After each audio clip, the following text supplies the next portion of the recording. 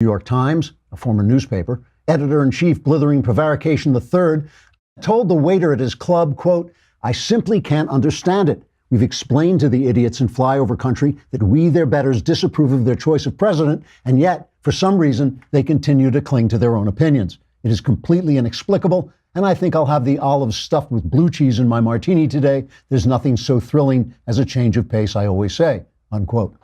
On CNN, several commentators demanded action, raising the important question, if a commentator demands action and there's no one around to hear him, does he actually make a sound?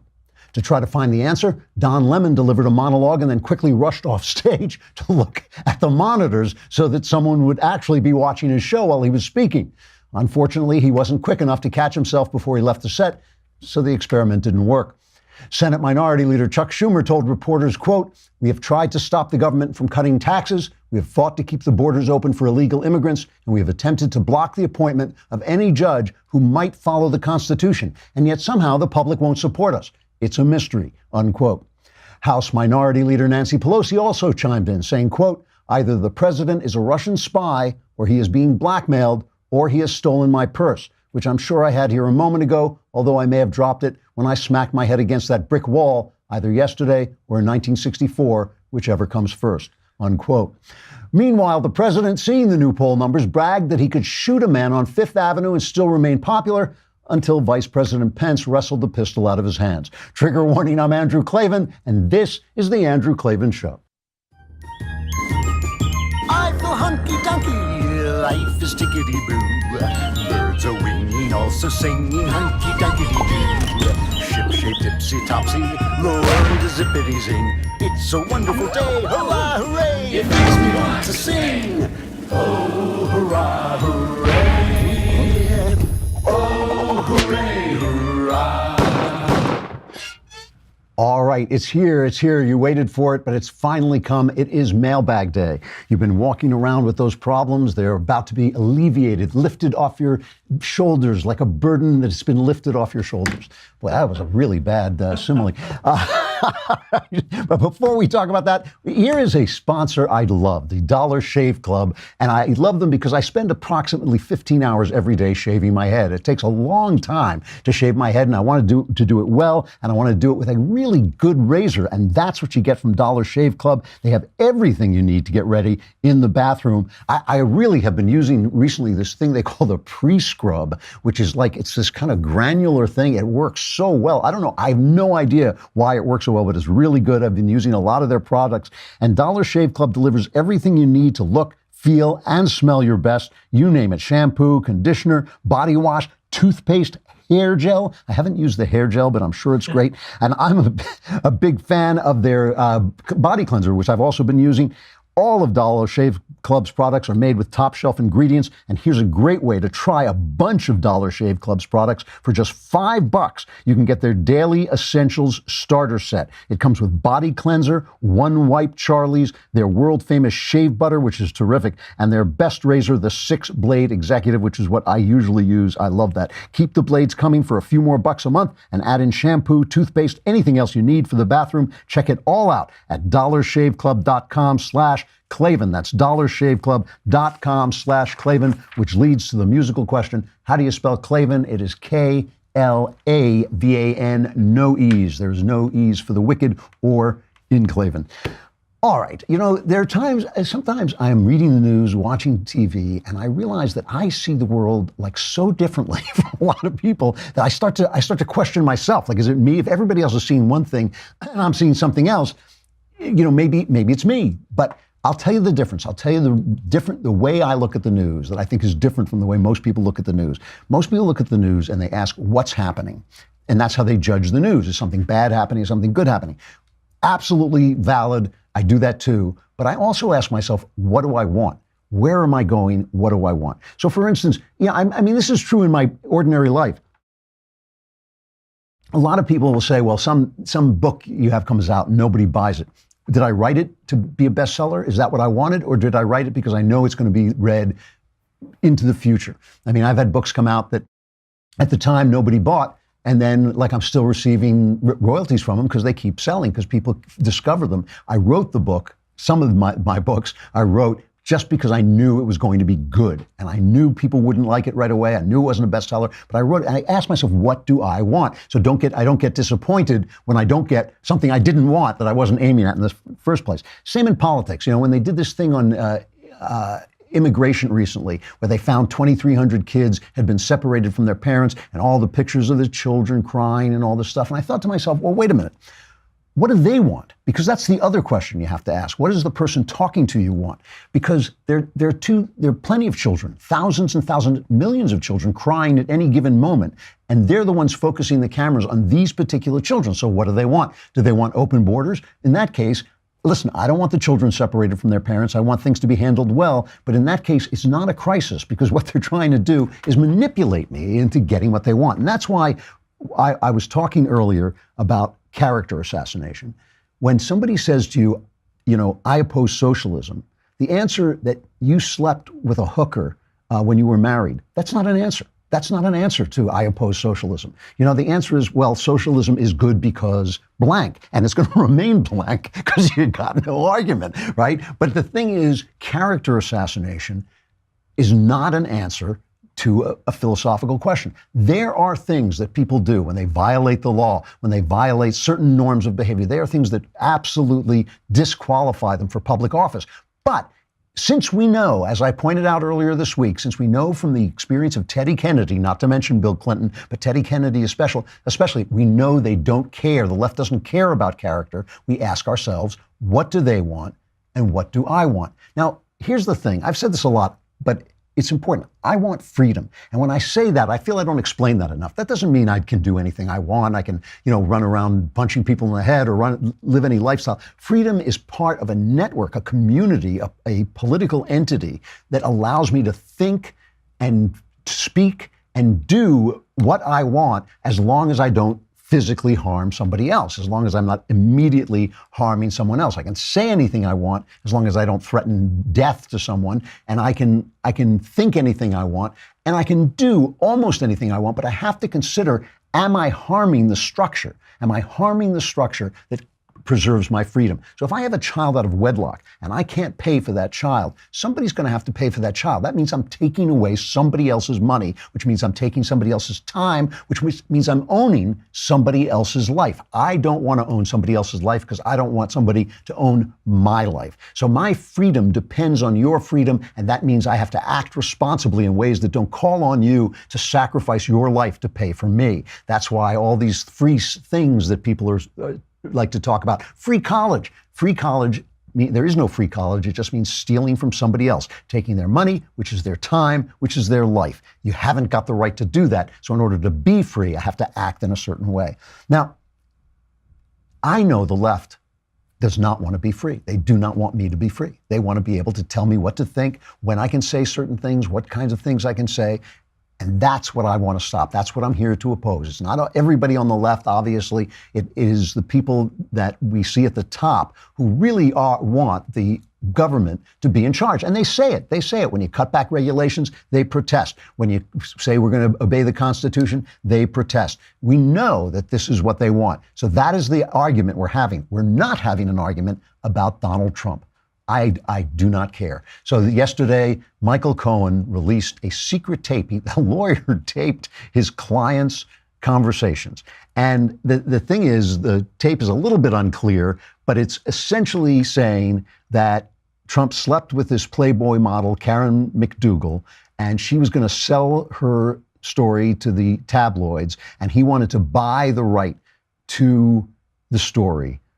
So that the story wouldn't come out, because it was just like 2 months, I think, before the election. Here's just an excerpt of the tape. You can hear how, it's non-decisive, but I'll talk about it after you play it. I need to open up a company for the transfer of all of that info regarding our friend David, so that I'm going to do that right away. I've actually come up and I've spoken to Alan Weisselberg about how to set the whole thing up with So what are we going to pay? Funding. Yes. And it's all the stuff. All the stuff, because you never know where that company, you never know where he's going to be. Gets hit by it. Correct. So I'm all over that.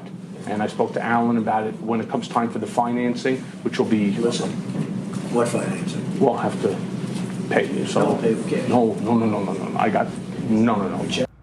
Just to underscore the irony here, when I say that I know that the left doesn't care about character, the guy defending Michael Cohen is Lanny Davis. Lanny Davis, who defended Clinton during the proceedings about the Monica Lewinsky thing. Now, he doesn't care, but here he is talking his cut number 5. Everybody heard just now Donald Trump say the word cash, after Michael Cohen mentioned financing, when Mr. Giuliani and Mr. Trump, through Mr. Giuliani, accused my client, Mr. Cohen, of saying the word cash. And I posted a tweet at the time, and I said, wait for the tapes. Richard Nixon couldn't spin the tape that did him in, and there's no way that Mr. Giuliani, who knows from being U.S. attorney, the only people who use cash are drug dealers and mobsters. Cash is not what you do. And it was Michael Cohen who said, no.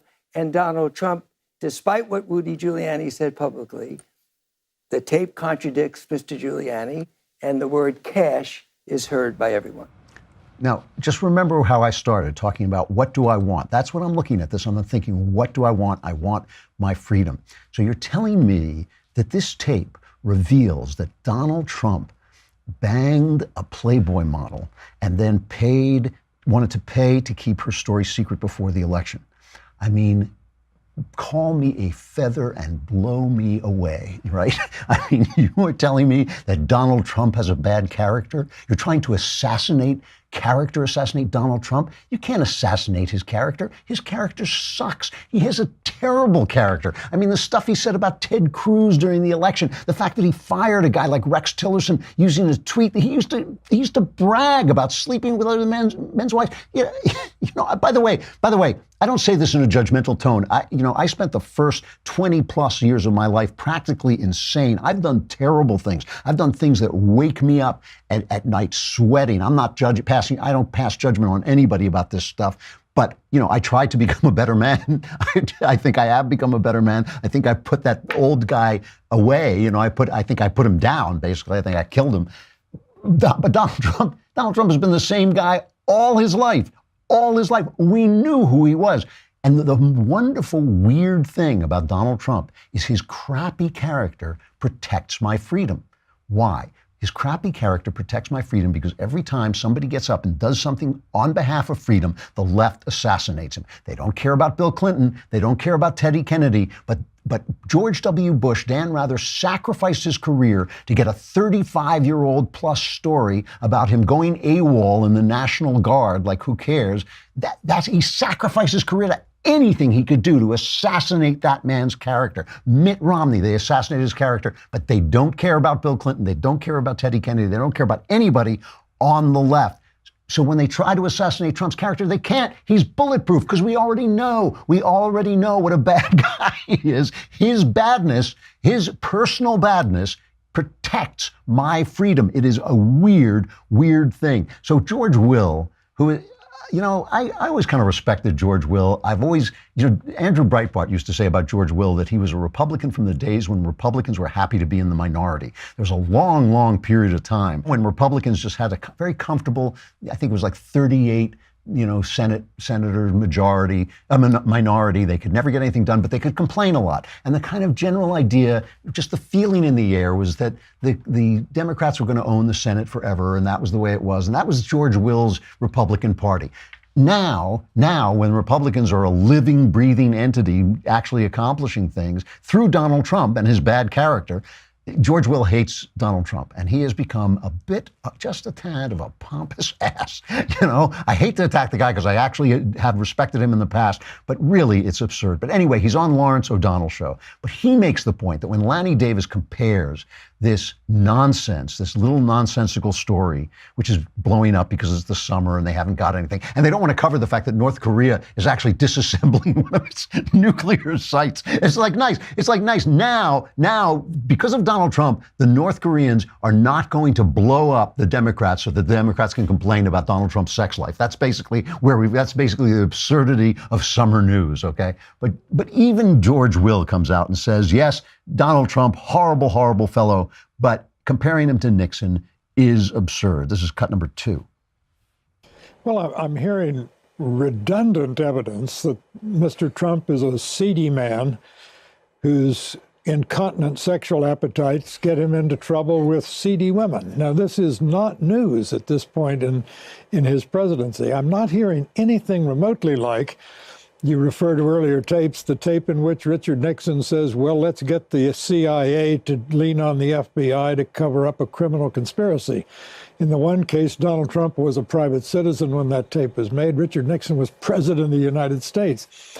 I'm also hearing something else on the part of people analyzing this, and that is an attempt to turn all of this into a campaign finance violation. We really do not want, Lawrence, to go down the road where we say anything that happens that can be helpful to an ongoing political campaign should be monetized and counted as a contribution, and therefore contribute to the criminalization of American politics. I think that's a terrible way to go. There are lots of ways of judging Donald Trump without getting into that swamp. What's really interesting, and George Will doesn't mention it because he's on MSNBC, and if he had mentioned it, it would have been like Thunderball, the James Bond movie. His chair would have opened up and there would have been sparks and he would have disappeared in a puff of black smoke. What he didn't mention is all those things that Nixon was doing, Barack Obama, whatever the hell his name was doing. It's hard to remember now because his legacy is just kind of like, it's almost like the empty breeze just blowing past our studio. But, you know, Obama was doing all that stuff. He was spying on Trump. He was using the FBI. He was using the CIA. Obama did it all, the IRS. So all that stuff that was not on this tape about Donald Trump buying off the babe, you know, which I got to be honest with you, there's some, when you listen to the tape, it's really hard to hear what Trump is saying. It's hard to hear whether he's saying no cash or use cash. It is difficult to hear. I'm convinced he was doing this. You know, Trump can deny it all he wants. That's who he is. That's who he is. Again, you know, when the billionaire Playboy Club, you know, gathers together, they would throw him out if he weren't sleeping, you know, cheating on his wife with Playboy models and buying them off. That's what they do. But the thing is, what Will should be asking himself, what George Will should really be asking himself, is why does it take a man of this kind of character to do the great things that Trump has been doing, the cutting back of regulations, the appointment of great Supreme Court justices and other justices, the tax cutting, the typical thing. I mean, as Henry Olsen pointed out yesterday, the things that Donald Trump is doing are mainstream Republican American things. They are down-home American things that people support. Why does it take an outlandish man like this to accomplish it? It's because they have turned the press into a character assassination machine. And you either have to be perfect, which not many of, I mean, I may be, but not many of us is perfect, right? Or you have to be such a bad cat at this point that the stuff just rolls off you because we already know it. That they created this. You know, I was in the news business in the 80s. I was a news writer for a very big radio station in New York. I was there when this transition happened. It happened in the 80s. First, earlier on, there started to be this move to make news, which used to be a loss leader. You know, you put on the news and it was a public service that you did because you were an FCC-controlled entity. So you had the news and it was just a public service. It wasn't supposed to make money. But over time, they started, as media branched out, they started saying, well, how do we make money? And local newsmen started to become handsome. They started to become funny. They started to joke with each other during the news. And this was written about a lot. People were writing about, you know, why are they joking? Is this going to pollute the news? Finally, in the 80s, what they did is they started to gut news departments. And I was there. I saw this happen. They cut out the reporters because reporters are expensive. They go off and do stuff, and it takes a long time to come up with a story, and you have to pay them all that time. They started to gut them. They came into this radio station where I worked. The new boss came in and he told us, and we were known as the New York Times, which at that point was a compliment. When I called them a former newspaper, it used to be a good newspaper, we were known as the New York Times of the airways. Because I would come in and write a story about, say, the federal budget. My story would be 40 seconds long. In radio news, that's an eternity. And the new boss came in and said, no, we're not doing that anymore. Our stories are going to be 12 seconds long.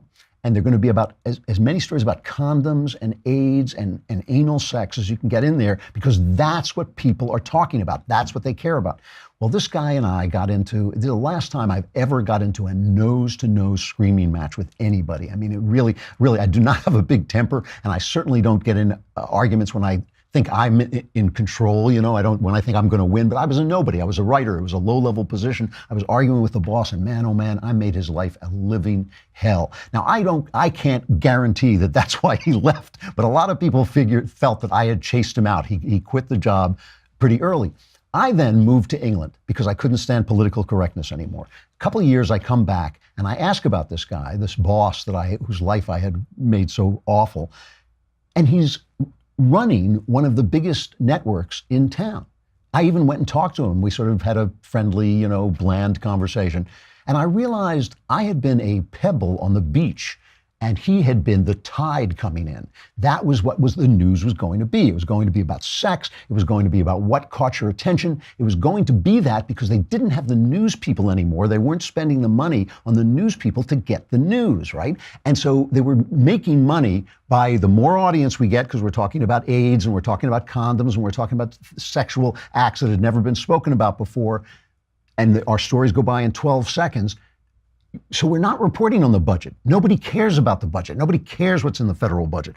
The legacy of that press is the press that now attacks politicians not on the basis of their ideas, but on the basis of their private actions.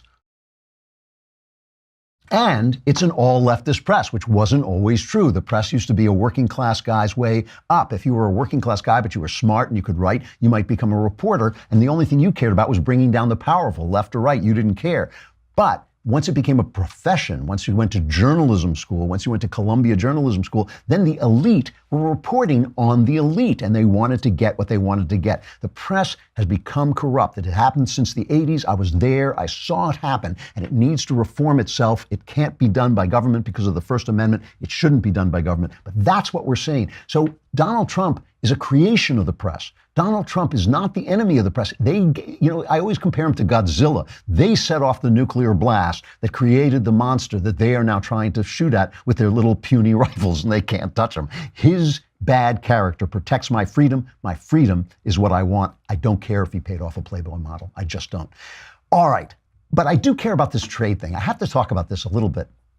I've stayed away from this, and the reason I stay away from it is because I know that Donald Trump is a negotiator, and that means he's in motion. He's trying to get somewhere. The place that he is at is not the place that he perceives himself going. It's not a matter of playing 3D chess. This is basic. I've been in negotiations. We've probably all been in negotiations. That's the way it works. I say something, but it's not exactly what I want. It's a place that I'm willing to negotiate from. So Trump has levied tariffs on China, and China has responded on levying tariffs on our agricultural products like soybeans. So now Trump has responded to that by giving $12 billion to people in agriculture, supporting their industry with government charity. So this is the way socialism works, basically. You support industries because they're not becoming profitable. And everybody's yelling at him. And what he is saying is he's saying, give me time because I need time to negotiate with the Chinese. Here's a cut of him explaining this to the audience, cut number 1. And my administration also understands that we cannot be a safe country if we are not a prosperous country. We have to think of ourselves. You have to see these trade deals I'm working on. They're a disaster. We're losing hundreds of billions of dollars with individual countries a year. And they're sticking. You got to stick it out. We got to fight it. Nobody else fought it. I went to some of the countries. I said, how did it get so imbalanced? They said, nobody ever called. They said, nobody ever called. They do whatever they wanted, and we just put up with it. Not any longer, folks. Not any longer. Making tremendous progress. They're all coming. They don't want to have those tariffs put on them. They're all coming to see us. And the farmers will be the biggest beneficiary. Watch. We're opening up markets. You watch what's going to happen. Just be a little patient. See, here's what I don't understand. He also sent out a tweet, one of my favorite Trump tweets ever. Tariffs are the greatest. Either a country which has treated the United States unfairly on trade negotiates a fair deal, or it gets hit with tariffs. It's as simple as that, and everybody's talking. Remember, we are the piggy bank that's being robbed. All will be great. I love that. That's the part I love. All will be great. So I have two questions about this, a small question and a big question. My small question is, if he's just buying time with this $12 billion buyout for the farmers, if he's just buying time, doesn't China know he's just buying time? Isn't it kind of like when Obama said he was going to pull out of Afghanistan at a date certain? I mean, the Taliban were going, oh, good, we'll set my watch and we'll be back, So why isn't China thinking the same thing? How can he negotiate when if they know that he's just buying time? He cannot starve the farmers forever. They're part of his base. And he can't do it anyway because he doesn't want the economy to collapse. I get what he's saying. I understand China has been cheating us. We're in a trade war with China. He's just fighting back. But the suggestion is the other way to do this is he should have been part of the TPP, the Pacific, plan where we all would have ganged up on China with the other Asian countries. Look, I'm willing to give him a chance, but that's my first question. If he's just buying time, doesn't China know he's just buying time, and won't they just wait him out? But my bigger question is this, and it doesn't actually have to do with Trump. Why is Trump levying taxes? Why is the president levying taxes? The Constitution says Congress is supposed to do it. But like everything else, they have ceded their authority on this. And this is where my freedom comes in. If we're not obeying the Constitution, a document that I know, a structure that I know will protect my freedom, why not? Why isn't Congress passing immigration law? Why isn't Congress upholding its constitutional duty to pass tariffs? Why are they complaining about Trump instead of saying, hey, this is on us. We get to do this. Trump says it's national security to lower tariffs. Give me a break. Give me a break. You can say it's national security to do anything. Why has Congress gotten rid of its responsibility? And then they accuse Trump of being authoritarian, but they won't do anything. I mean, we saw Chuck Schumer waving the pen around saying, well, we're not going to make a law. We want Donald Trump to just pass, just say what the law is. That's the thing that really bothers me about this trade stuff. Why, if the Republicans are fighting with Trump in Congress, why isn't Congress fighting back? Why are they just mouthing off? But I'm holding fire. I'm willing to wait and see what Trump is up to. I trust that if the economy starts to go south, he will pull out and stop what he's doing. All right, we got the mailbag coming up. I got to say goodbye to Facebook and YouTube, but come on over to thedailywire.com and subscribe for a lousy $10 a month or $100 for the whole year. Then you too can be in the mailbag. You too can ask any question you want. You too will receive answers that are 100% correct, and you too will have your life changed. You too for the better. I have no idea. Come on over to thedailywire.com.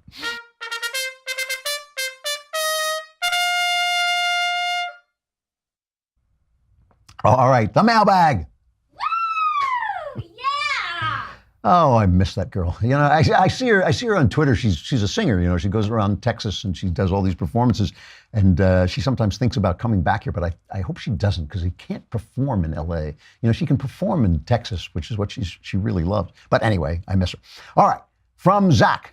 Dear Andrew, oh Captain Mike Lavin, I have been listening to your podcast for over a year now and have always marveled at your dedication to upholding the values you believe to be both true and right. How does a man stay true to what he holds in his heart and mind to be just and true in a society that is ever shifting away from Judeo-Christian values? Love the show, Zach. First of all, that's very kind of you. I have failed a million times, as I'm sure everybody has, to uphold my values. And as I say, I spent the early part of my life a really twisted guy, and I worked very hard to become a better guy. I will say this, I do, on my own behalf, I do look back in my life and I see that I could have had a lot of things that I don't have because I chose the path of being what I am. It always seemed to me that there was no point in living by my pen, which is how I have made my living my whole adult life. There was no point in living by my pen if the words that I was putting down on paper weren't at least what I thought to be true at the moment I was writing them, if they weren't at least that. And I mean, I look back at moments, I think I've talked about this before. I had a very popular young adult series called The Homelanders. I sold it for good money in England, and they wanted to remove all the biblical references in it because they hate God and they hate the Bible at the bookstore. And they said the big bookstores won't handle it. I refused 5 times to do it. And it cost me a lot. They killed the book basically in England, where I'd had this great contract, and it was terrible. It was a terrible thing. So you ask the question, and the answer is, you pay the price. That's the answer. You pay the price. I knew when I made that decision it was going to cost me, and I've never regretted it, but I paid a price. And I paid a lot of price. I mean, I don't work very much in Hollywood anymore, though I still get some opportunities because of because of what I'm doing right now, because of what I'm saying right now. When they Google me, this is the first thing that comes up. And they read my books, they love my books, they read my scripts and my writing samples, and they love those, and they call me in, but then they Google me and they see this stuff. And it costs. So when people ask this question, I always feel that the second half of the question isn't being asked, which is how can I do right without paying the price? And that's the answer. You cannot. You've got to resolve to pay the price. And it goes back to how I opened the show. It depends on what you want, and I really wanted to be the guy that I am. I mean, I can say that I can say that the person I am now, imperfect, flawed, make mistakes, but it is the guy I set out to be. And that is incredibly important to me and an incredible source of joy to me. I mean, I can look at my wife, I can look at my kids, I can say, I told you who I am, this is who I am that guy. So that's an incredible source of joy to me when I sit down to write and know that I'm writing exactly what I think and know that I'm willing to pay the price of not writing a bestseller, but of writing something that's going to be a little offbeat and say things that aren't popular with the in crowd. I know I'm going to pay that price, but it gives me tremendous joy to be the guy I set out to be. That's the answer. You got to pay the price. All right. And again, I'm not touting my honesty over anybody else's. I'm just saying that I set out with those goals, and I can point to places where I've paid the price for them. All right, from Adam. Dear Andrew, I've been married for only 2 months, although my wife and I have been together for over 4 years. Since moving to San Francisco, she has been turning into a feminazi and just told me she wants to have sex with other men, as well as she thinks she can't stay married to me. I don't believe in divorce, but don't want to be with a woman who has decided infidelity is the only thing that can make our marriage work. It's been only 2 months, and I can't believe my wife is already giving up on our marriage. What should I do? You should get divorced. That's the answer. You say you don't believe. I tell you, my son, believe. Even Jesus, who was no friend to divorce, and even I, who am no friend to divorce, believe that adultery is a cause for divorce. If she wants to, you've been married for 2 months. You have no kids, I assume. There's no reason to stay with this woman. Dump her. I got to say, I have a lot of friends, an extraordinary number of friends who got married for like a month and then got divorced and then had a wonderful marriage. And many of them said the same thing. Many of them said, I had already sent out the invitations. I knew it was wrong, but I couldn't pull out, So don't torture yourself for the rest of your life because you made a mistake. Eat the mistake, get a divorce. All right, from Chris. Dear you, vacations in Connecticut. That is from an old book. It said, I vacation in Connecticut, and Shapiro has never let me forget it. I've got to be a Shapiro listener, right? How long does it take to come up with your opening monologues? They're always hilarious. Do you write them alone, or like they do in Hollywood, a bunch of funny Ben Shapiro types? I write them by myself. And let me tell you something. It is one of the hardest things I've ever done. I have cut them. At one point, we got rid of them because people didn't like them. We thought that people didn't like them. I brought them back because they set the tone of the show, and I really enjoy them, but I've cut them in half. I mean, they're much, much shorter. So it's really not as hard as it used to be. The hard thing is coming up with the ideas and making sure they're funny, So I will tell you, I used to write these things, Klavan on the Culture and my The Revolting Truth. I took a lot more time with those. I was a lot happier with them. I was proud of them as some of the best political satire around. These I just think are enjoyable and fun and funny, and I'm glad they start the show, and I'm glad you like them. But they are hard. They're hard to do. From Spencer, hail Klavan, God King of the Hairless. 3 questions for you, because I'm trying to get my money's worth for my subscription. How do you take your coffee? Black.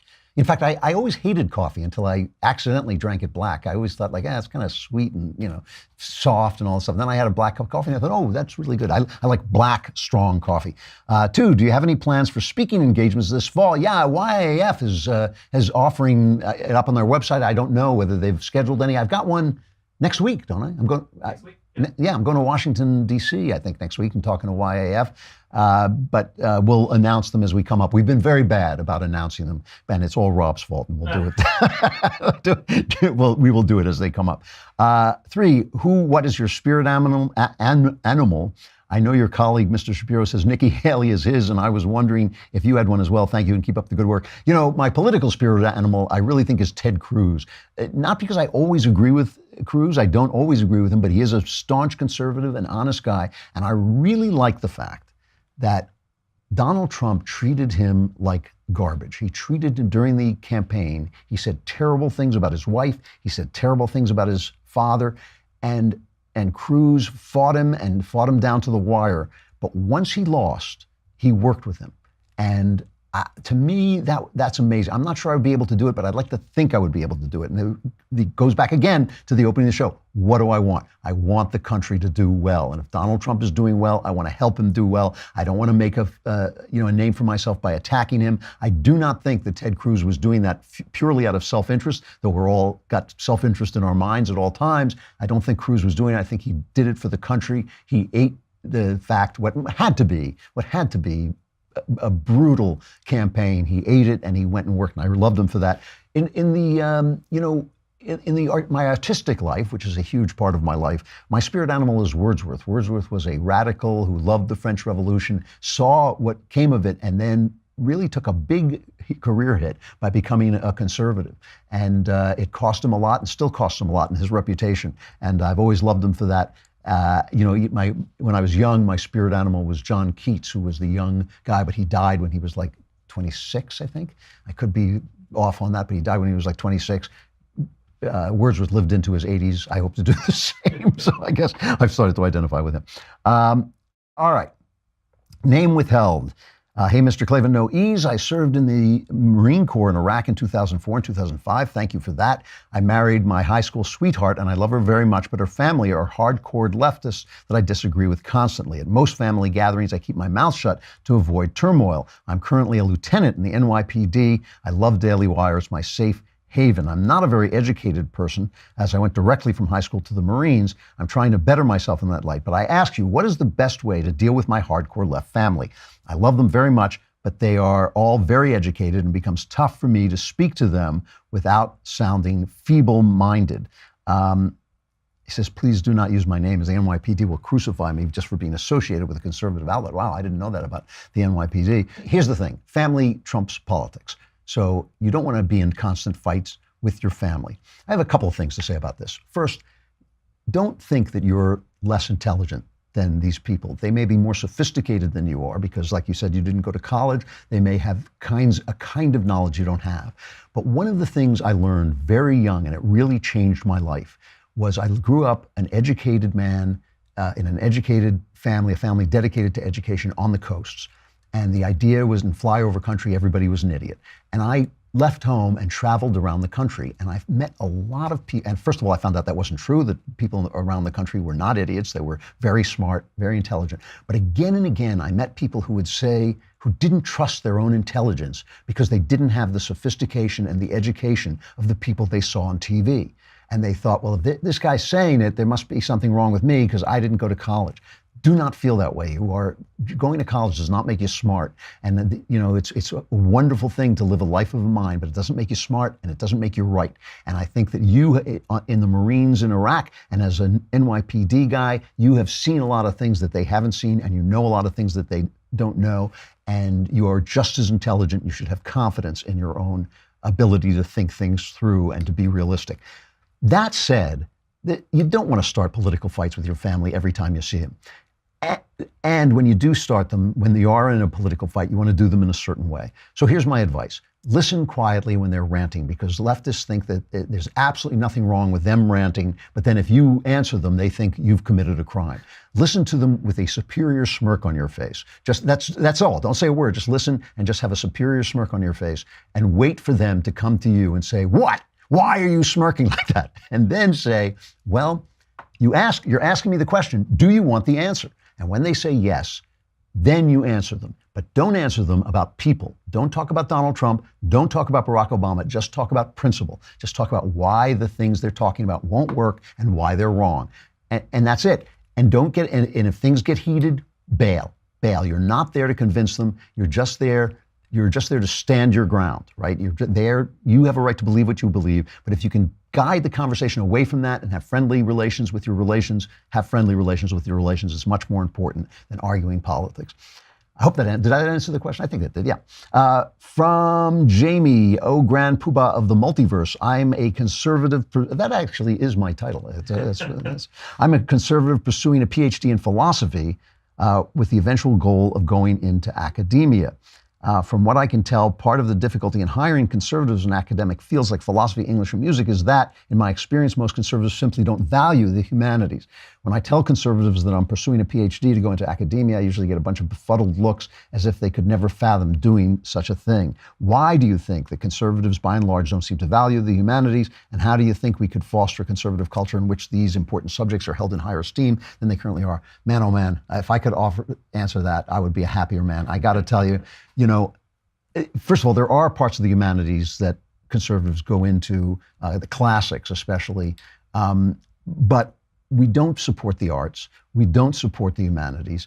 And because of that, now listen, part of this is we've been blacklisted. We're blacklisted in Hollywood. We're blacklisted in publishing. We're blacklisted in academia. So eventually you say, well, if they don't want me, I'm not going there. I got a life to live. I'm going to go do something else. But the rank and file, the thing about conservatives are the most intelligent people in the country and the simplest people in the country, right? The smartest people in the country are all conservatives. If you don't believe me, read the op-ed of the New York Times to see how stupid these people are. And then simple people are conservatives because they got a lot of common sense and they've got a lot of lived experience. So they are conservatives too. And they don't care as much about the arts. And the people who are at the upper level just kind of go along to get along. So I don't know why we haven't figured this out. They're so important. It matters so much what people are being taught in school. It matters so much what's coming into their heads through their music and through their television shows. I have pled with conservative think tanks to start divisions, to start artistic divisions. I've pled with them to start think tanks that are dedicated to the arts. They look at me, my joke is always that they look at me the way my wife looks at me when I explain to her that even when you buy something on sale, it still costs money. Because when I say that to my wife, she looks at me like, you're very cute, but I have no idea what you're talking about. That's the way conservatives look at me when I tell them they should be involved in the arts. All right, I got to stop and go on. There are a lot of good questions left. Maybe we'll bring them back next week. So we'll keep up. Tickety-boo news.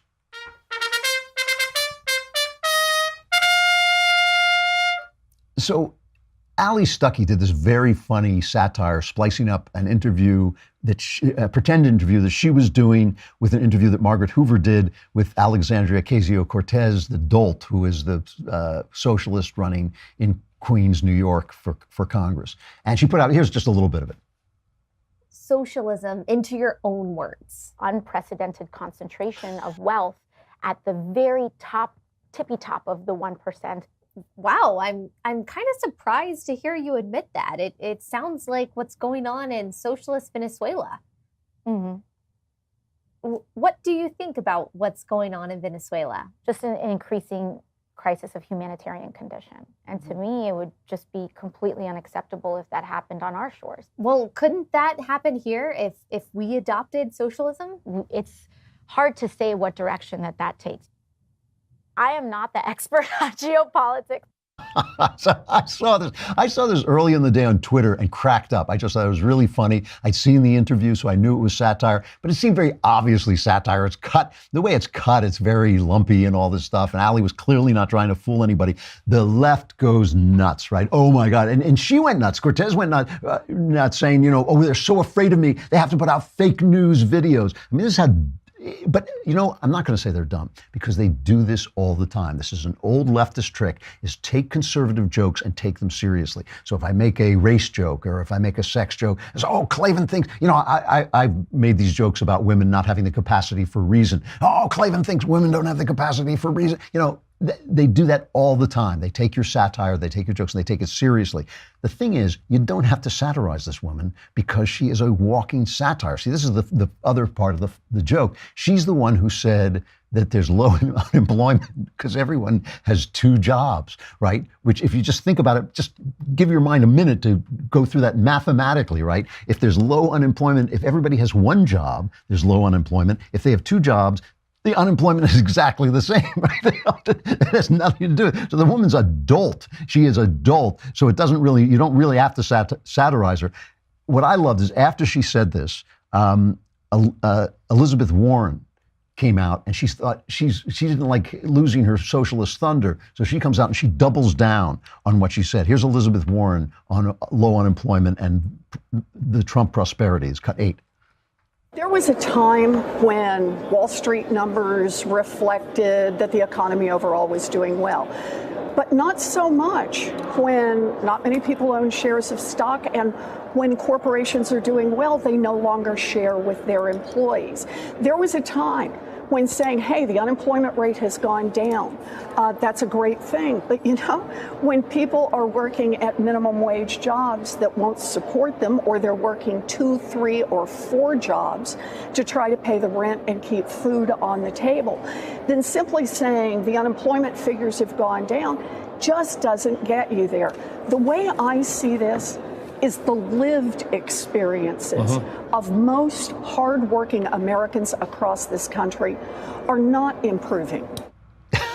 You know, this is amazing. So I got to tell you, this is why I call this tickety-boo news. First of all, almost everybody a lot of people have stock because you have it in your retirement funds and things like that.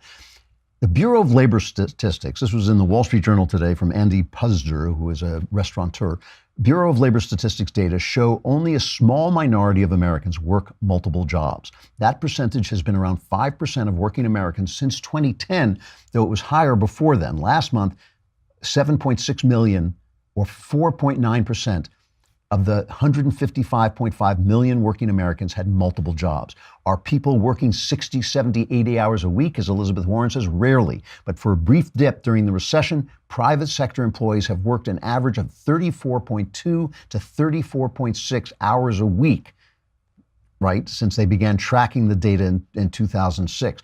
Man, I work like twice that. I work like 60 hours a week. BLS considers 35 hours a week full-time, so working 70 to 80 hours would be equivalent to 2 full-time jobs. Only 360,000 people work 2 full-time jobs in June, 0.2% of the workforce. Ms. Warren also claims people are working minimum wage jobs that won't support them. No doubt some people work minimum wage jobs, particularly younger employees getting their first work experience. That they have access to such jobs is a positive rather than a negative, but the fixation on minimum wage jobs is increasingly disconnected from reality. On a year-over-year basis, wages for all employees increased 2.7% in June. That's good, not great number, but individuals working production and non-supervisory jobs in the retail and hospitality and leisure sectors did much better. In June, wages increased 3.8% year over year for retail sector employees. And the thing is, as the job market gets tighter and tighter, as you know, there's less and less unemployment, wages will go up. They're always a lagging indicator. They always come last. So the news, the economic news, is great. These women do not know what they're talking about. It's because women have no capacity for reason. I'm joking. But I will continue to be joking here tomorrow, where I will be, and I hope you will be. I'm Andrew Klavan. This is The Andrew Klavan Show.